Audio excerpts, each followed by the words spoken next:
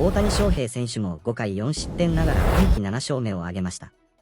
オーリーは今日これを打ち破って7勝目を挙げた。大きな賞から何が見えましたか？まあ、彼が元気だった頃は簡単にわかりますが、なぜ突然彼が大声での接触をやめたのかは簡単にわかります。Kゾーンを見て、これらのピッチの位置を見てみましょう。個々のピッチについて話すことができるので。しかし彼は、時速約98マイルのフォーシーマーであろうと、スイーパーであろうと、スローカーブボールであろうと、試合開始時に全てを機能させていた。彼はここで左利きにもう1本投げます。一つは右利き、もう1つは左利き、下から後ろ足へ。しかし突然、ピッチの高さが変わり始めたため、おそらく少しずつ豆ができ始めたのでしょう。投球の鋭さが変わり始めた。この先意味のある試合で投げるためには彼が全力で投げる必要があるからだ。もちろんポストシーズンでも。明日はナ・リーグがあることが分かっているので、興味深いものになるだろう。でも、どうだろう。金曜日に話を戻すと、彼は先頭に立っている。聞いてみましょう、オーラルさん。ごめんなさい。ましょう。もしあなたに水ぶくれがあったとしたら、あなたがキャリアの中で水ぶくれを経験したかどうかはわかりませんが。しかし、もしそれを治癒し、無感覚にする機会を与えたとしたら、どれくらい時間がかかりますか？そうですね。私は実はカルスを全く信じていない人間でした。そこで実際にヤスリで手を削って、実際にボールが外れる様子を見ていきます。タコは多くの場合、タコの隣に水ぶくれを引き起こすので、私はタコは欲しくなかったのです。それは皮膚が弱いからです。なぜなら、そこにタコ状の隆起があれば、ボールはその隆起から外れることになるからです。しかし、周囲の良好な皮膚を引っ張るので、状態がどん悪化する可能性があります。つまり、彼にとってもドジャースにとっても不安定な状況だ。私たちはそれを永遠に残るリッチヒルで見ました。破れてしまうところまでは進められません。そんな時は困ったものです。それで、もし彼に血がついているなら、それはそれが少しずつ避けていることを意味します。彼の投球日だけを投げる時にテープを貼ったとします。彼が投球している時は明らかにマウンド上にいない。そんなことは許されていないからだ。腕の動きを維持し、肩と腕をリラックスさせておく必要があります。Nobody out representing the tying run. Ben Williamson, though, it's a fly ball, shallow right field. That's not going to get the runner over. And then Taylor Walls pops one up. Freddie Freeman's there. The inning's going so well. Blake Trinan is warming up.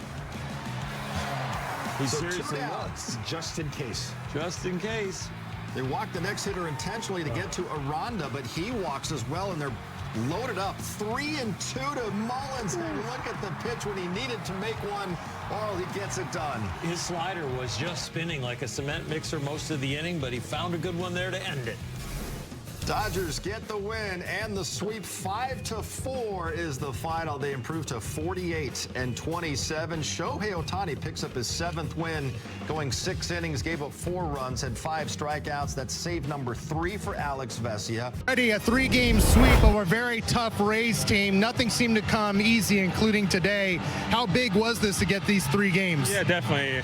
Over the course of the season, you got to win these close games, and to win every game by 1 run, those are hard to do. It's a good team over there.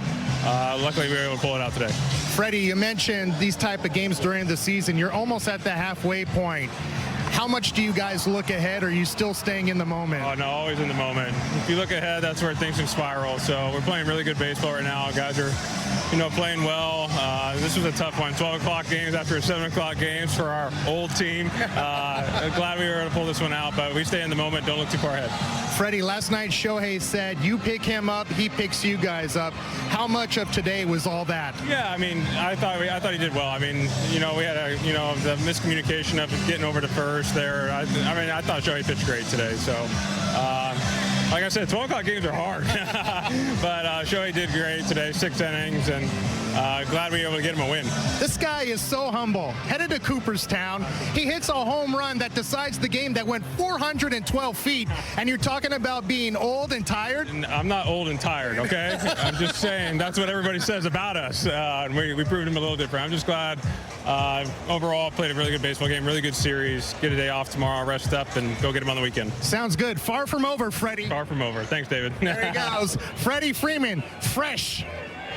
Thanks to that home run by Freddie Freeman, the Dodgers are now 33-2 this season when they out-homer their opposition. It happened once again today. But I want to go back to Shohei Ohtani. We heard Freddie Freeman talking about it. A little bit of a miscommunication there in that top of the fifth inning when the Rays scored those 4 runs. But the bigger story was how he did gut his way through this game, because that blister was acting up. It was bloody and it was on his pants, and yet he got through 6 innings of this game. Yeah, it changes everything. When you know there's a possibility of having pain at the release point, when you know certain pitches are not going to work because they're going to tear your finger apart, so your pitch selection has changed, your ability to throw things has changed. He always takes a split finger grip for every pitch, no matter what, because he doesn't want to give away what pitch grip he's going to, and that's the hardest one to get and the widest thing. But I think what was really going on is it was hurt with the fastball, because we saw so many more slow curveballs today, which for him would be a little bit less pressure. But that is a painful injury, and I don't know how long it's going to take to heal. We've seen other ones take months, 2 months, and maybe don't heal until the end of the year. You just hope he can get a callus and get it stronger. And I think that is the question moving forward, because he's always hitting. As we all know, he's an everyday player. So how is it going to heal, and how quickly is it going to heal? So again, obviously it became an issue as the game moved along, and it definitely affected him in that inning that he surrendered 4 runs. So again, there's going to be questions asked. Is he going to be skipped his next time around? Because there's real blood there, and again, you're going to need, I think, more than 5 days or so to get this thing healed. Plus, when you're a hitter, Oral, you can wrap that finger, but you can't do that. You can't put anything on it when you're pitching, right? No, you can't put anything on it. I mean, sometimes you can get away with crazy glue, but now we have guys being inspected in between every inning, so they're going to have to get something cleared medically if he's going to pitch with a blister and need some kind of treatment or something on there at the time he's playing. I think, you know what, the hardest part of a blister is keeping your arm in shape also, because you have to throw, and you have to throw to stay in shape, to keep the ballistic stretch going when you're going to keep your arm loose. So it'll be very interesting, the whole strategy, what goes on here. I still can't believe, obviously, him gutting this performance out in that 6th inning. He comes, well, excuse me, he did not come out, okay, because he was still the pitcher on record. But then he comes up and pinch hits. I have never seen that. I didn't think I ever would see that. But once again, on the pitching side, his first 3 or 4 innings, he was outstanding. And I talk about this Rays team. This is a playoff team. They put pressure on the opposition. They put the ball in play. And he had to wipe out stuff. And then clearly, that blister became an issue there. That was an 0-2 pitch. 0-2 pitch didn't have that bite that we usually see that sweeper has. And when it doesn't have that bite, guess what? Guys are going to put the ball in play, and they put it in play effectively in the inning. But you know, you start throwing the ball with a different finger and different pressure. So if you can throw a breaking ball with your index finger, but the most important finger on the breaking ball is your middle finger, and that's where the pressure comes in the grip to get to the front of the baseball to make that extra bite. But when you start throwing it more with the pressure of your index finger, you have a tendency to come around it. The ball has a bigger pattern, and it alerts the hitter what's really coming. Yeah, and throughout this course of this season, he's thrown the sweeper 31% of the time, only 11% today. A lot of that probably because of the blister. Right now, let's hear from Shohei Ohtani with DV and the media. Shohei, how did you feel out there, and how did it feel in the 5th inning? 5イニング目どうでしたかと振り返って。状態は比較的良かったのかなと、本当あの回かなと、先頭のフォアボールが良くなかったかなっていう。I actually felt good overall. Just the leadoff walk wasn't good that inning. How did the knee feel? And they showed some blood on your pants, the blister opening up again. How did that affect you today? 膝の状態とか指の血とかなんか結構見られてましたけども、何か影響されましたか？どうなんですかね。特に投げてる息はあんまり関係ないかなとは思うので、必ずしも常に万全な状態で 100% 投げれるわけではないですし、シーズンやってればそういうこともあるので、その中で試合を取れたっていうのは大きかったかなと思います。It's just part of the game. There's not a lot of situations where you feel 100%, so I just took it as that, and it's big that I was able to, we were able to win a game like this. Is that what separates, pitchers like what you did today? You're not going to feel the best every time, but you have to find a way. How much did you compete through this today? 状態も 100% じゃない中、結構コンピートできたっていうか、そういう意味ではそういうピッチングが現れたんですかねと。そうです、全体の投げ心地も良かったですし、入るとしても良かったとは思う。本当にあの回だけかなとは思うので、いいところもあったし悪いところももちろんあったしっていうゲームだったなと思います。